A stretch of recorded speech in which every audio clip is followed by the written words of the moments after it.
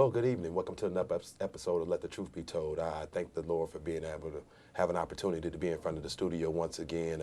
Just had a great time on last segment on what we talked about on last segment. I thank the Lord for being able to have a guest in the studio with me, one of my friends, a close friend of mine for many, many, many years, William Dixon, AKA Big Bill. I think we kind of getting away from the Big Bill part of it, but he's a DJ, and he was always my DJ. But he has a broad spectrum of ideas and perspectives on things, and we've dialogued many, many times over the years. And he's always advised me on many different things in my life, and I thank the Lord for where God has him at this point of his life. You know, we've had a lot going on in the community, so we're going to dig right into it. We've had a lot going on in the community since the last segment that we taped, probably here about a month ago, and so as I was trying to capture what the title of this program was, and we're going to talk about a array of different issues, but we're going to stick to what's been going on. And let me give you what I was thinking. I was up in Chicago area, Big Bill, over in on this past week on Monday, and I was listening to V103. All right. And so as I was listening to V103, they were talking about early in the morning. They were talking about how convicted felons cannot get like 200 and some different jobs here in the state of Illinois. They said they couldn't be an insurance agent, they couldn't be a barber. I didn't even know this, that they couldn't even hold, a convicted felon could not even hold a job as a roofer, to own the business of a roofer. So it was a list of jobs that he went on and on and on and on and on about that convicted felons couldn't get. And it just shocked me, and as we were riding and we were dialoguing about it, and I was like, man, you know, these brothers face so much, so many challenges, and I know from personal experience of being in the barbershop for many, many years, of guys that want to get out. And so as I thought of topics today, you know, I thought of three different ones. Stuck and no way out, you know, people feeling like they're stuck and no way out, and being married to the system, you know, I mean, just constantly, or just a reminder of what your past was, and then trapped and you feel like you can't get out. So those are three of the topics that I kind of stuck with, and three things that I kind of stuck with, that I'm feeling that these guys and these young ladies are feeling when they're married to the system, and they've been involved into the system and trying to get back on the right track. So let me get you to introduce yourself to the listening audience and the viewing audience out there, and tell us a little bit about yourself. Hello, my name is William Dixon, as he said, a.k.a. Big Bill. I'm a disc jockey, nicknamed DJ Big Bill. I also own a lawn care company. I do a variety of things in the community. I'm part of a mentoring program. I coach AAU basketball. I'm the president of the men's ministry at my church. It's a lot of things that I do. I'm just really involved in this community, and I just want to work good towards this community to help the youth and help our people become a little bit better as far as going forward in our life and the things that we're doing.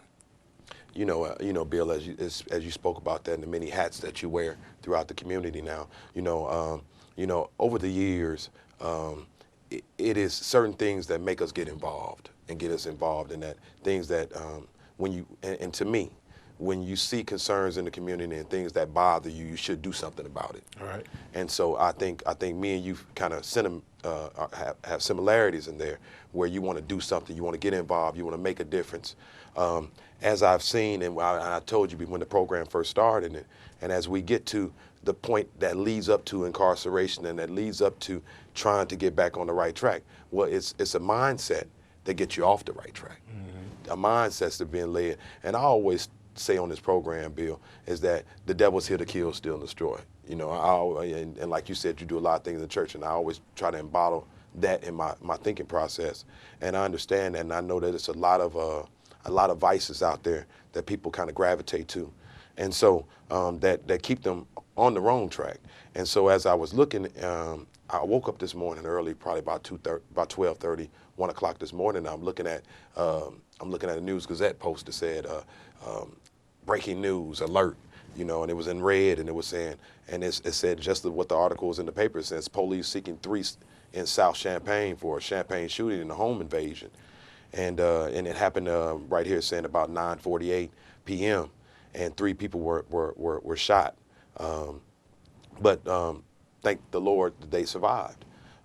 But the mentality of people that's out in the community that's committing such crimes. I mean, I've most recently talked to some officers about a young man that had been involved in at least 10 shootings between Danville, Champaign, and Rantoul, 18 years old, and I don't think that he even understands the repercussions, and that's going to be that he's going to be married to down in his future. And when he get ready to try to get back on the right track, start a family, things of that nature, just that halo over his head and the obstacles that he will have to overcome trying to get back on the right track. And I know you have probably seen some of the same things happening in the community. I know that you just went through a tragical loss of someone within your son's close friend here recently, and just the impact of that, and just explain to the viewing audience what you have experienced, the things that you've seen throughout this community. I know you've been here. You went to Centennial. I went to Urbana. You graduated in 87. 87. I graduated in 87, and you've been DJing ever since. But just being involved in this community, and through its ups and downs. Tell us a little bit about what you see in this community and what you see the future of this community and the direction of young people. Well, there's a lot of things I could say, but I'm gonna sit here and I'm gonna talk to the people in a way that I think that Keep it'll it really 100. direct them. I have to keep it 100. I can't be nobody else but the realest person that I am. For starters, the youth are missing something that we had growing up. They're missing the love. The love is being missed in the household. The love is being missed from the community, because now people are at a point now where if it's not involving their household or their home or their family, it's almost as though the people don't care. When I was growing up, you could walk down the street. If I cussed or spit or acted a fool or did something, somebody would grab me and pull me to the side and correct me and say something to me. Now, everybody's just standing by watching. Nobody's really coming in to try to show a different direction, show a different way, pull their pants up. What I mean by pull their pants up, get them some advice, get them some direction, get them some love and guidance. That's just missing. Then the youth today, they feel like we as the people, and I was talking to a guy, like you say, Chicago, that's my home. And I go there a lot, and I speak to, my brother in Chicago. He's a part of the 100 African American black men, and we were talking about the youth and how bad they are, how bad off they are, because they're not bad. They just don't have any direction. And it was brought up to me that it's really on us. That generation is lost, and it's lost because of us. And the reason it's lost because of us, because we didn't do what was done to us growing up. Then you have a lot of people that are having children, and the ladies are having these babies, and they're being left alone. A lot of men are just making babies, and they're just leaving these women alone, whereas these women have to go to work, and these children are left in the household by themselves, so they're raising themselves. Then if you look at the television and the music that's being put out here today, all the reality shows, you have nothing gearing you towards anything successful. You have nothing gearing you towards productivity. Everything's about fighting, clowning, and who's who, and all the materialistic things that's going on. And the young men are trying to get to that point. And they're trying to get to that point by any means necessary. And it's like you can't tell them anything. Then when it comes to us, everybody wants to be the one to save the situation. Nobody wants to work together. In order for us to be able to come together, these children have to see us work together. They have to see us come together.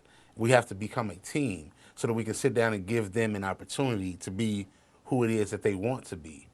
You go to the doctor, a lot of us, when I just had a youth program about a month ago, and we were talking, one of the things I had to tell everybody on the panel, we as adults, we forget, we was 13, 14, 15 years old. We want these children to already have what we have at 47, where I am right now today. So you say, instead of coming to these children, talking to them, telling them how bad they are, telling them what they need to do, telling them how the things to go, we as adults, we don't give these children a chance to talk to us. We don't ask them what's going on with them. If you go to the doctor and you tell the doctor you're sick, the doctor asks you, okay, what's wrong? What's hurting you? What does it hurt at? What's really the problem? You can't go to the doctor and get anything explained to you from the doctor until you explain to the doctor what you're there for. as adults, as parents just want to sit around and they want to dictate to the child. They want to tell the child, shut up, go somewhere, sit down. You acting a fool. You didn't ask them, what, son, what made you do that? What happened today? How was your day? Me and my children sit around the table and they always laugh now because a lot of them are grown. They say, Dad, it never failed. Every day we came home from school, we sit down at the dinner table. The first thing you say, well, what happened today? How was your day at school? How did you feel? What's going on? We have to learn to open up to these children, to these youth, and let them dialogue with us. We got to meet them where they're at instead of trying to pull them where we are. They have to go through their trials and tribulations the same way we did. And as I look around this community, we got a lot of people philosophizing. That's one of my mentors. That's one of his quotes. He always say philosophizing. Everybody wants to talk about what's going on. Everybody want to be at the table. Everybody want to act like they're doing something. But as we look around, nothing's really being done. Bill, as you spoke, you covered a array of different issues. And these are clearly the views and opinions of Shines. And I keep it 100 across the board. And this is what I believe in, because it's what I've seen, it's what I've talked to young men about over the years, is what guys that's been incarcerated talk to me about, things of that nature. And the funeral perspective just give me a whole different other outlook on life. But when you talked about back in the day, how we were treated back in the day, back in the day, we was taught, do as I say, but not as I do.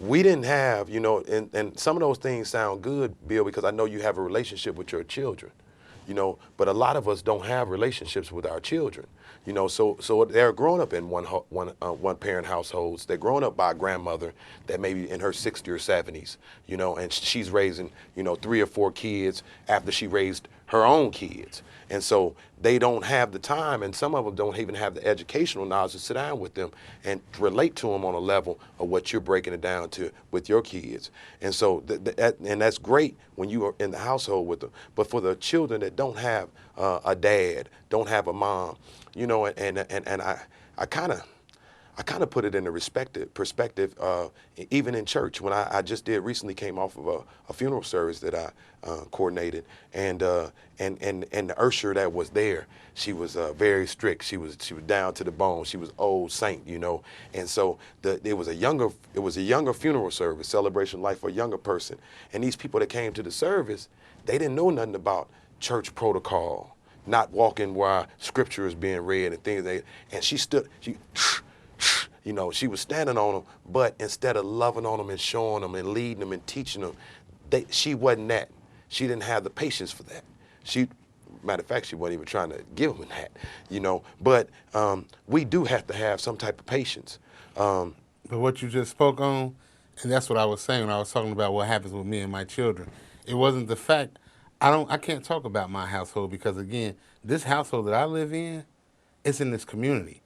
Back to what I said about when we were growing up, there were more people helping. Grandmothers was not raising children back when we was growing up. There were people that was helping. Grandmama, my grandmother, my mother, and my aunt. I was raised by women. I didn't have a father.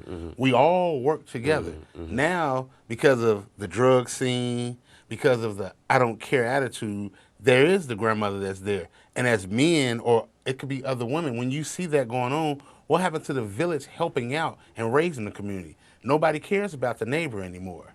Nobody cares about what's going on next door until JoJo busts your window or JoJo rob you. Then you want to knock on my door. Neighborhoods and the neighbors don't even know each other anymore. So when I was saying about what's going on in my household, that's not even here nor there, because at the end of the day, my children still have to walk out that door into this community, into this world that we live in, and there's no more where we really care. There's, like we talking about here, there's no more love, period. People barely love their own family, let alone loving the next people. So again, if we're going to say we leaders, and your way you lead and my way I lead, in my youth program, we talked about what you just brought up, the churches. Growing up on the west side of Chicago, Reverend Milton Brunson, Reverend Clay Evans, all these big-time names, the churches were the places where whatever was going on, things were being brought into the system. You can go there and get something going on. I challenge the pastors just like I challenge the leaders. When do we come to the table and sit down together and iron out the differences where we can come together and walk these communities, go to these schools? I'm starting to triage with some guys, and we're going to start going into all the schools around here to not just be there to police the children. We want to be there to show the children that we love them, that we care for them. we got to come together. It's not about me. It's not about you. It's about these youth. If we say we care about these youth, we got to show up together and say we care about them. Not you put on your suit and tie, or I put on my sweatsuit or suit and tie, and be able to say, well, Big Bill did this. Isn't this not about Big Bill? This is about Champaign-Urbana. And if 30 of us could start our own programs, why don't we 30 of us just be a part of one program and all get out here together and say we did this together instead of one? Then the children will start being able to see something. They don't see success. Success to them is a basketball player, a rapper, those things. But you got Dr. Preston Williams over here who went through school and got a school named after him. You got Sean Williams, he owns a funeral home. You got Suniata, he's a professor over here at the U of I. You got Dr. P, he's a professor over here at the U of I.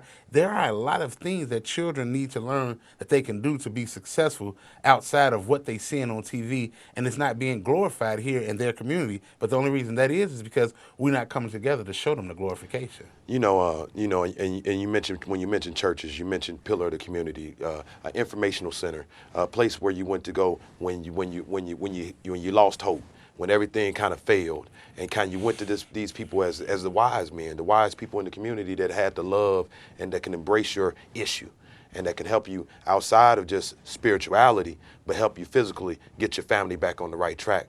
And I think it's a lot of things that played in that. We're chasing this Kurt Franklin dream, this T.D. Jakes dream, right, this mega ministry dream.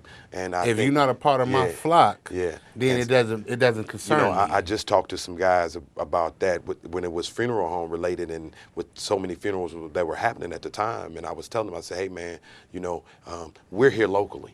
And so at this particular service, we had 9 people employed at that particular time. And I was telling him, he said, my brother came up and said, man, what would happen if you would have got more services on this particular same day? I said, it's called hiring, and it's called hiring within. Right. But we have to have enough love for each other to patronize with each other that we can grow businesses to be able to hire within. And so, but it breaks down to what you said. We got to have enough love, so that way, once you got love, you got some understanding, right, and we can start working together for a common cause. Big shouts out to Brother David Allen's family. Here recently, Brother David Allen, he was one of our hosts on 90.1 WEFT morning radio gospel program, and he just recently passed away, and we did a service for him on last week.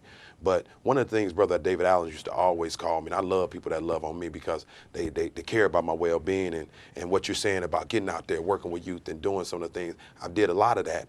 But Brother David Allen used to always call me. He said, hey man, he said, slow down a little bit, Sean. He said, because this community will wear a good man down, and where you're passionate about things. And I'm really passionate about it, because if it wasn't for the guys on the streets that came and patronized me when I was in the house cutting, when I was in the garage cutting, when we was back in the day throwing some of them parties, patronizing us, showing us love, I wouldn't be to where I'm at today. I wouldn't have the mindset that I have today to be able to do some of the things, to be able to reach back and try to help youth and help seniors in the community, or whatever the case might be, and even work with city leaders, or whatever the case might be. But I think that I got a passion for those guys, because some of these guys won't change. They want something different out of life. They're taking a bad track, a bad road. They've been deceived by these so-called entertainers, these so-called celebrity stars, from athletes and social media and all this stuff that glamorize a life of destruction. And so as we see different songs that come out, and you listen to some of these new lyrics. I have to. I'm a DJ. You listen to some of these new lyrics, and we did Champaign-Urbana days together, and then we had to end up playing some of the songs, and you might play an old school song, and none of the kids get up and be and can wrap their minds around it, or feel that song. But you throw on one of these hot ladies, one of these Fetty Wap. Yeah. See, I ain't never heard of him. Right. See, I ain't never heard of him, but I mean, he's hot. Right. And so some of these younger guys that you might hear, some of these guys just recently performed over here like Canopy or something like that locally here in town, and it's packed. But the messages that they're giving out, there is no message. Most of it's just music with a beat to it, and you're talking yin. But they talking about success. They talking about bling though, Bill. They talking about they used to talk about success and bling. if you really listen to the music that they're talking about now, they're just talking about walk this way, do do do do. They're Yeah. not having anything to say. There's no content to the music now.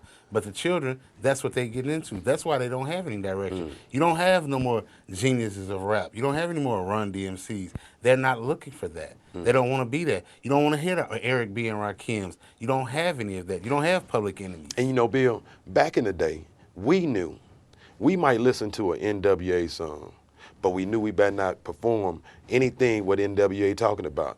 You know, we had things called a backhand lick back in the day. Oh, definitely. You know, somebody was gonna put something on you. We had an uncle being an uncle, an auntie being an uncle, auntie. You know, we had cousins being cousins, but the family's so splintered nowadays. Right. You know, and so as I continue to go through this dialogue and continue to show you some of the things that's going on within the community, and it's just not in this community, Bill. No, this It's is what's going on it's in the happening, world. It's happening around the world. And so as we're dealing with certain issues, and certain people say, well, you know, because we got the new chief and we got this and we got that. No. It's this type of violence, this type of criminal activity is happening around the world. So as we went through and we talked about this home invasion, you know, I pulled up another article and was in today's paper.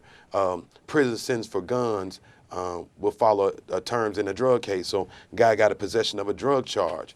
But another issue that I was dealing with, and we dealt with this here on one of our close friends here on this past year, this winter, right before Christmas, of Rashidi Overstreet and him getting brutally murdered, and we still haven't found the assailants that committed that violent crime that put this horrific tragedy upon his family that's hard to heal from.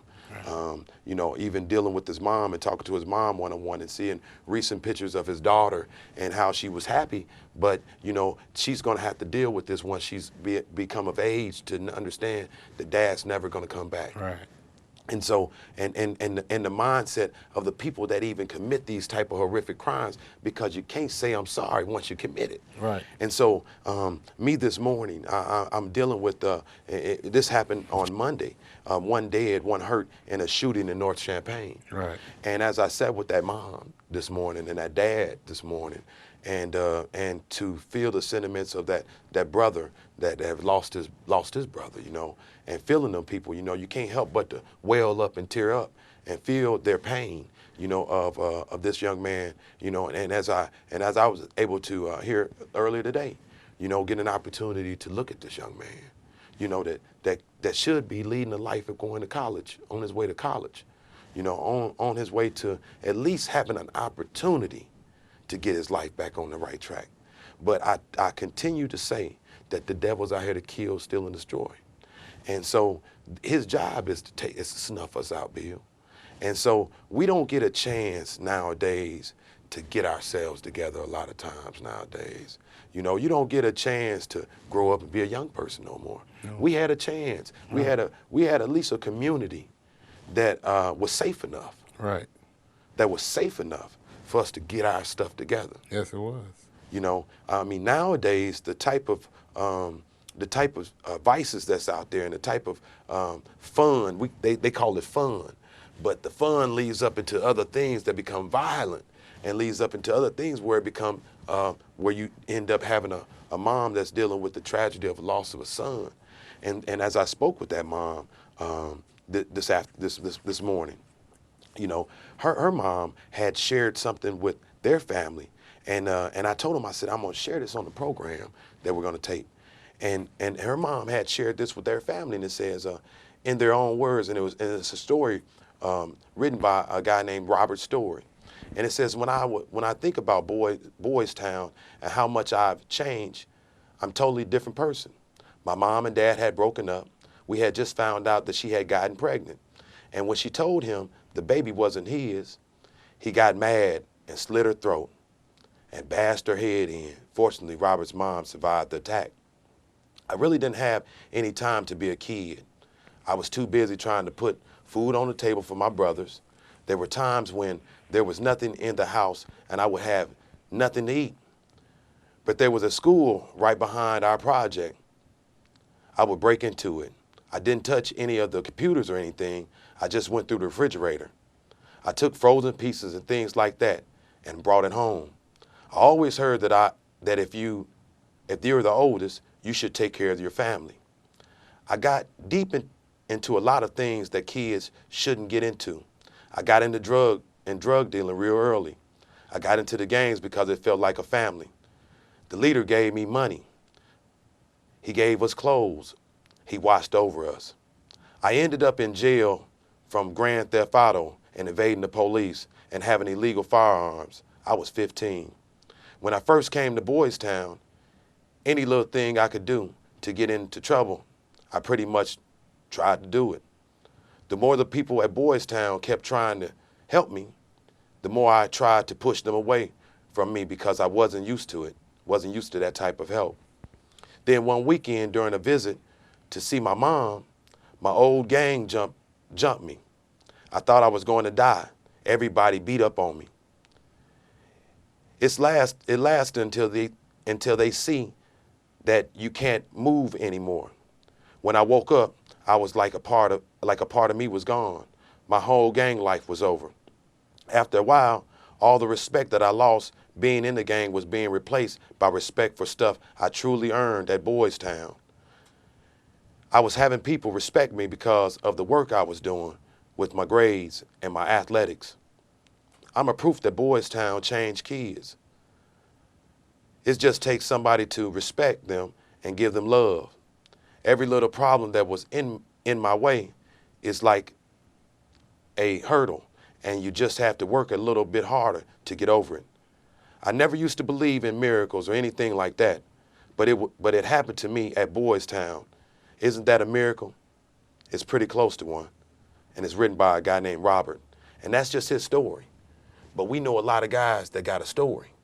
They got their own story, and some of them very similar to this, you know. And so, and I'm glad Mom shared that with her family because it gave them a testimony. You know, I always believe in good testimony services because a lot of times we don't like our past, so we don't talk about it once we move on, get saved, sanctified, filled with the precious gift of the Holy Ghost. We don't like to share that type of story, but a lot of times people need to hear our story for them to be able to get back on the right track.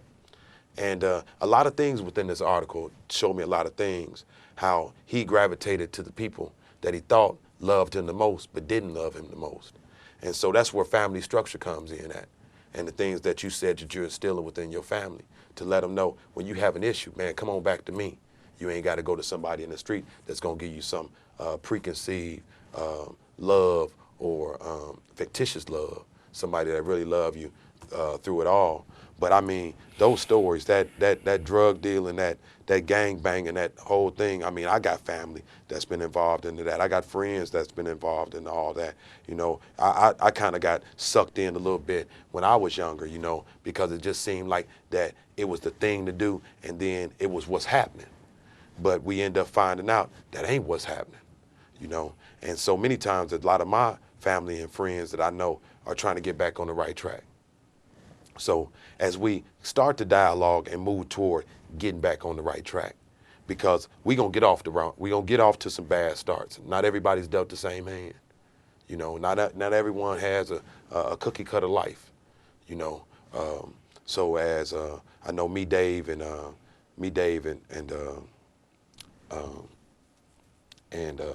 oh my gosh, I had a brain cramp, but Victor that owned all El Toros, we went and we talked about it and we gave our testimony to a bunch of Lincoln Challenge kids one day about our story. And every one of our stories were different. You know, Dave had a great life and father and parents put a great future in front of him to be able to kind of gravitate to. You know, Victor had his own struggles coming from Mexico and a Latino experience. You know, being in the African-American community and coming from people that say, Sean, you will never be anything. And feeling like you'll never be able to be anything, you know, coming from a family, you know, of a large family, and then some days it looked like everything that people were saying was a reality for me and was going to be my future from there forward. But like this young man, you got to brush it off, man, and you got to get back on the right track. And so as I tried to find things, because a lot of times as that started it off, Bill, talking about talking about, how convicted felons, once you go down that road, once you make that mistake, how do you get back on the right track? I could speak like we talking about testimonies. Anytime I go out, anytime I speak to the youth, anytime I speak to adults, anytime I speak to people, I'm never ashamed of who I am and where I come from. Tomorrow, October 23rd, will be my 2-year anniversary of being home from the penitentiary. I did my time in the penitentiary for drug dealing, and it was really more for, if we look it up, it'd come down to saying, okay, well, the guy got stopped, he was driving, this, that, and the other, he was caught with drugs. But what I learned in that time of being in the penitentiary, the way you look at your issues or problems, whatever you want to call them, you have to get to the root of them. What made me even be in that position to have to go to the penitentiary? It was drugs, something I had been involved in since 11 years old. That was the first time back in them days marijuana was, they said joints. I was selling joints at 11 years old. So it was a lot of things. My testimony is long. My testimony is, but it's going to definitely help people because, like you just said, a lot of people, once they go through their little battle, as I call it, they want to act like they forget where they come from. The only way to help somebody is to speak to them and let them know. And a lot of times, sitting in that penitentiary, I spoke with a lot of youth. I spoke with a lot of older men. I spoke with people, period. And I just told them the best way to get past a lot of things that you're going through is to be real with yourself. It's to be brutally honest and ask yourself, what made you do these things? A lot of us go do things for different reasons. But most of it comes from the greed that we have as people of wanting something now instead of learning how to wait and build ourselves up for that future. You can't get what you want today and it'll be there tomorrow and then it's going to be worth anything. So, to sit up and talk about the testimonies, the penitentiary, one thing that a guy told me, and it was a white officer back in Atlanta, Georgia in like 1997, and he told me one of the biggest problems with the penitentiary today is it's not the penitentiary of old. It's like we talking about growing up of old. See, if you really had to go back through the rigorous and rugged penitentiary, a lot of things would change. But it used to amaze me. We have to get up at 6:45 in the penitentiary. Some guys would jump up at 6:45 and the day room opens at 7 o'clock. Me, as we know, something you called me years ago, Sean has always said that Bill was a career student. So while I was in the penitentiary, I still went to school. Mm-hmm. We had to be at school by 7. Those that didn't go to school would sit in the day room. They would play dominoes, they would play chess, or they would play cards. I went to school from 7 to 2:30. I would come back at 2:30, and those same guys that were sitting up there at 7 o'clock doing nothing with their time were still doing nothing with their time. And I used to tell them, man, either you're going to do the time or the time is going to do you. And if you don't do anything to change your mindset, you're going to go right back out there into those streets and do the same things that you've always done. But the bad part about it is the way this society we live in. I don't call it, we don't get into the race card, but it's set up like this because a black man and a white man is a felon. And so if you're a felon, it amazed me when I came home 2 years ago. It used to be it was hard to get a job. Well, speaking to my brother, and I said, man, go over there and apply for this apartment at Westgate. 3 days later, he called me and said, hey, bro, I got denied. I said, how would you get denied an apartment? He said, I got denied because of my background. They're not renting to felons. I said, so now what you say something here about being trapped and can't get out, we're trapped, but we're really not trapped because one thing I want us as people to understand, anything that's going on in your life, you played a major part in that. So you have to understand the position that you put yourself in. And then the only way you're going to get yourself back on track is to really suck it up, look around, and be willing to go ask for the help and really work towards it. But at the end of the day, when you push against that wall and people say, how's that guy, as you said something about stuck and nowhere to get out, how's that guy back in the penitentiary? Well, when they set up all these parameters and you don't have any way to get over it, we won't give you no job. We won't let you have a place to live. We don't even want you in our neighborhood. Those guys be pushed back to a situation where they got to repeat the things that they know. You get back to survival. You put somebody out here, you're going to figure out a way to survive. And if you've never learned any other way to survive, you're going to go back into what you're comfortable with. Bill, you brought up a few different points, and I want to first start here. Um, I was at my barbershop early one morning, and back in the day, guys used to talk about I was grinding all night, I'm hustling on the streets all night. But this guy was pretty fed up at the lifestyle that he had. So he came into the shop and he said, Sean, I don't want to do this anymore. I want a better life, but in order for my woman that I love and my kids to respect me, I got to bring something to the table. They won't hire me. I went to every temporary service, and they told me my felony had to be 7 years old. And I sentiments with this housing thing, it doesn't allow him to become a man again. Right. You can't be a man to the lady that you want to marry or build a family with, because she's the breadwinner. Section 8's in her name. She getting all the government benefits. She maybe have a job. But how does this man filter back into the family so he can take the leadership role? They take the leadership role away from him. And so as I set in on another man that just gave up, just totally, he came to my barbershop, man, I give up. He said, life is too hard out here. He said, I'm really ready to go back to the penitentiary. He said, because out You here, get 3 meals. you get 3 you get a meals, bed, you get somewhere to sleep. and you get 2 outfits. Yeah, and I could play dominoes, I could play cards, I can do things where life pressures are not on me. Right. Where I don't have to go to a job every day. I don't have to meet up to certain standards of Right. living. And so I can be the man in the joint, and those type of things. But on the flip side to that, I used to talk to the brothers and say, let's get something understood around here. How is it that we can follow in the rules and the structure? Because at the end of the day, there's still structure and rules that you do have to go through in there. You're going to, they say lights out at 9. Well, the light don't have to be out in your cell at 9 o'clock, but you're going to be in that cell. That door is going to be closed. You're going to get up. You're going to make that bed up. You're going to follow in some rules. And it amazes me how hard it is for us to get out here and set our own rules and standards, but then we can easily follow somebody else's through the force side. So, Bill, that leads me up to this here. It's a certain mindset that you got to have. Right. I've always, one of the things when I worked many rigorous jobs, and being in the military and some other things, but even roofing and some other different factory jobs. But one of the best things, you gave me my best advice, telling me to be a barber and things of that nature. That was the best advice you could ever gave me as a friend, man. And then getting in that mindset as I had this experience of becoming my entrepreneurship and letting that develop. One of the most favorite things I love about my mornings, I'll be able to get up in the morning and I'm able to dictate my pace in the morning time. Yes, sir. But Yes, sir. I don't let my mind be wrapped around where I'm so distracted that I got other things going on, because I developed a process and a program within my mind frame that the night before, I know what my day gonna look like by the next day. Right. So I start planning my next day, because I got nobody to say, Sean, you got to do this, you got to do that, you got to do that. You know what you got to do by the end of the day. And so that's just that entrepreneurship business mindset.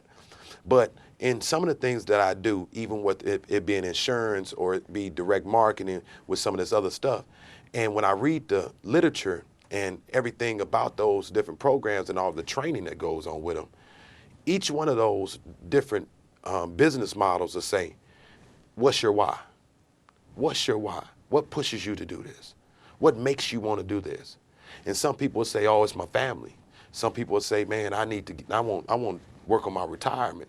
Some people will say, man, I just want a better way of life. Some people will say, I want to be able to put my kids through college. I want to be debt free. But it's got to be something that drives you mentally. Right.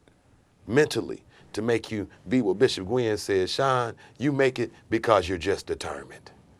Well, I'm determined that I'm going to, first of all, do something for my family and do something for my mom and my dad, and be a positive Williams and a role model for the Williams family, and get away from what negative things that we maybe what we saw, because our family wasn't brought up like that. Right. It was yes, sir, no, ma'am. And I wanted us to get back to that. We can gain our respect back on that level. You don't have to be brutal to get your respect. It's all about a mindset. It's all about what you the educational piece and how you use that thing to your advantage, and not getting so mad and not having solutions to the problem, and then your solution end up being violent with a gun.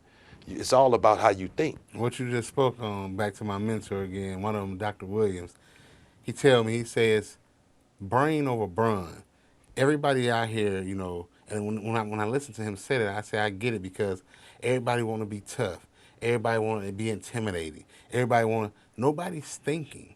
And all these guys, I tell all these young guys, no matter what grades you get in school, what's going on in the household, whether you live in Cherry Hills or you live in Chirac, however it go, inside each individual, young kid, there's a golden child inside of each one of them. And we just got to be able to help them to tap into it. But everybody wants to, be tough and rough and come off because, again, what we talk about, I center everything around the love. The love, once you love her, being in that penitentiary, guys will get off that bus and they'll come up there to that little gallery where I was or to my building and whatever. And when I see them with the little toughness coming back there because they're trying to create this little atmosphere for themselves, I would shock them. And I would walk up to them, I would extend my hand, and when they put their hand in mine, I'd pull them in and give them a hug. They looking at me like, man, I said, bro, you don't have to do all that. We here. We going to be all right. And some of them will just be almost fall into my arms because the average person don't know nothing about love. So once you start to open it up, and guys used to really be amazed at the way that I conducted myself with them, being around all these gangs, being around all these drugs, doing the things that I've done. I always told them at the end of the day, I had a bunch of different sides to me. And one thing I do know, the best way to get along with somebody, what's the deal they always talk about, hot sauce ain't gonna get you what honey could get you. And I know love gonna get me way more than being tough with somebody. And once I opened that up, I was able to help a lot of guys that came through them doors get themselves on the right track instead of sitting up there waiting you want to fight. What fighting gonna end? Because the problem's still gonna be there when we get through with this. Back in the day when we were growing up, we had a lot of different commercials. We had a lot of cartoons. We had a lot of different things that helped develop our minds. Yes, sir. And there's some certain things. I know it's a big thing. I just listened to a debate on Doug Banks about the Cosby Show and what's happening to Bill, and does that taint what he did as a family? As a family figure on the icon on television for helping black families. And I totally don't believe it affected anything because we knew it was a show. Right. We ain't had no mamas that was lawyers and doctors and all this type of stuff, but it was a way for us to escape. And it gave us hope. And it gave us some hope. And that's all we need. Just a glimmer of that. The Bible talks about just the faith of a mustard seed. Just give me a little bit. Just give me one reason why I can. But, another thing that used to give us hope was that we used to watch a commercial on television that was on television all the time. A mind is a terrible thing to waste. Right. A mind is a terrible thing to waste. And we all got our own mindset. Yes, we do. And we all got our own choices. And and so when you utilize your mind into something positive, see, we talked about games. So when you talked about in the penitentiary and you went to school, so you would study working on your mind, your mental, and what you're gonna do when you get out. These guys still stuck. So they playing dominoes and they playing chess and checkers and all this other stuff. Unless you finna go off and be some successful chess or checker player in Vegas somewhere, then that might not help you in your future. Now you're not putting no food on the table. Maybe you should be in the welding class. Right. You know what I'm saying? Something that you can utilize once you get back out here in the world. And so I don't play games. Like right now, the World Series going on, I probably don't know no players. After we kind of did everything we did for much of those guys that from the Illinois that went to the league, they taught me something, get your own. And so I don't watch too much basketball. I don't know no NBA players really. I don't know no NFL players really because I don't pay attention to all that type of stuff, Bill. Right. I really try to focus in and zoom in on my own life and trying to have something.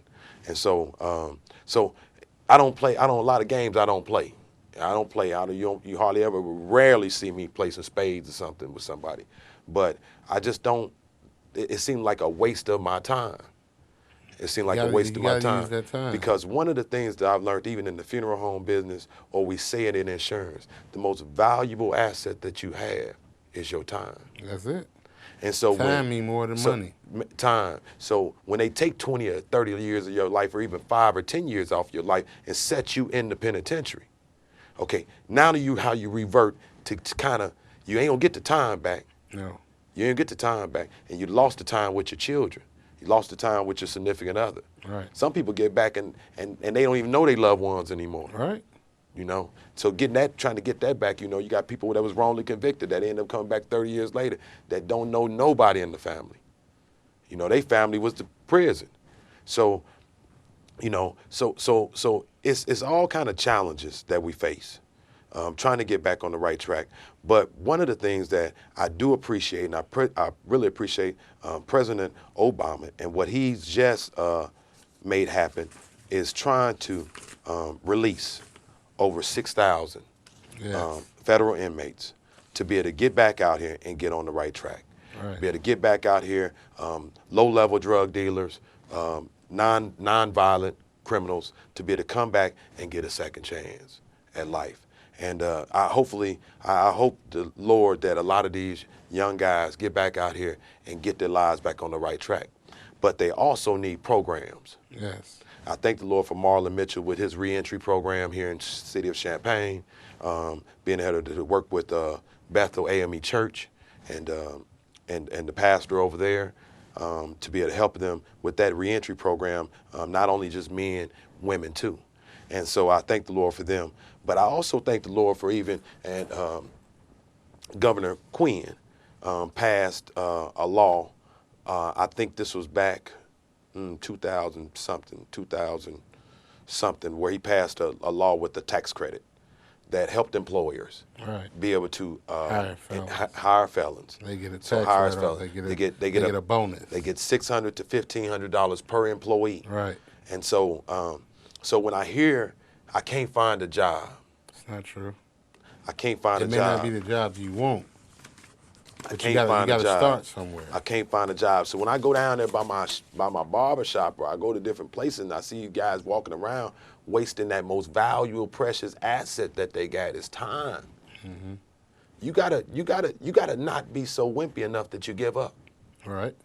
You know, we got to start being tougher. Just like you go out there and you violently mad and you'll take it out on somebody and want to go get your pistol. Well, use that anger and that frustration and keep on trying to get back on the right track, to get back employed, get your own business started, whatever the case might be. But you know what, Bill? I went and I tried to, as we started the program, talking about what V103 was talking about, is how many jobs you couldn't find. Ironically, because I talked to my brother Craig about it, and he said, man, pull that information up. So I Googled it, because I Google everything. And so I Googled it, and instead of it talking about how many jobs convicted felons couldn't get, it started right off the back talking about how many jobs was out there for convicted felons and what jobs they could get. So I got 134 jobs. I mean, everything from Amoco Transmission to Almo Rental Cars to American Express to Apple to Allied Van Services to Avis Rental Car, Best Western. These are all companies that have vowed that they'll hire convicted felons and do some training and do reentry programs. They got programs that's set up inside these corporations to help convicted felons. Budget Rental Car, Calvin Klein, Black & Decker, BF Goodrich, Aerospace, Boeing, Blue Cross Blue Shield, Campbell Soup Company, Brunswick Corporation, British Airlines, Bridgestone. I mean, it go on and on and on and on and on. Dairy Queen, Compaq, Conagra Foods. It go on and on and on. So, I mean, and even if you can't get it here in Champaign, this ain't the first place. This ain't the first town, the only town that's in America. And a lot of us need to broaden our horizons anyway. Yes, change is good. You know, I know one brother that moved to Houston, Texas. Around here, he went on a cruise. He was back and forth in jail. He was fighting every other weekend. He stayed drunk. But once he moved to Houston, Texas, that he found out that's where the rubber meet the road at. It's that fork in the road that you get out of life. And that fork, you gotta man up. And so he manned up and he went down there and got a construction job, and he's been down there and he's been happy ever since. Right. And he's working on a family now, you know. And so you know, you just cannot give up. You got to keep trying. And so I do believe that there are jobs out here.